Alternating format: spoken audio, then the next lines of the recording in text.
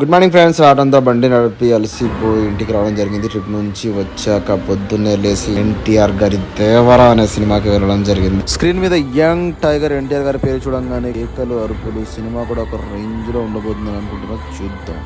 దీంట్లో సైఫ్ అలీ ఖాన్ గారిది వచ్చేసి నెగిటివ్ రోల్. అసలు బాక్స్ బద్దలు మామూలుగా చేయలేదు యాక్టింగ్. అసలు బాలీవుడ్ యాక్టర్ ఉండే. సో ఈ సినిమాలో ప్రకాష్ రాజ్ గారిది కూడా ఒక మెయిన్ రోల్ ఉందన్నమాట. సో సినిమా చూసి అర్థమవుతుంది. త్వరగా ఉంది, మీరు చూడండి తప్పకుండా. సో మన ఎన్టీఆర్ గారి యాక్టింగ్ గురించి అయితే అందరికి తెలిసిందే. దేవరా అనే క్యారెక్టర్ ని మాత్రం చింపవతల పడేశాడు. గూస్ బంప్స్ వచ్చేస్తాయి ఒక్కొక్కడికి. చూడండి, తప్పకుండా చూడండి ఈ సినిమా. సో మొత్తానికి దేవరా అనే క్యారెక్టర్ వచ్చేసి ఫెంటాస్టిక్, మోరల్లెస్ సూపర్, మైండ్ బ్లోవింగ్ అనమాట. తప్పకుండా మీరు అందరు చూడండి.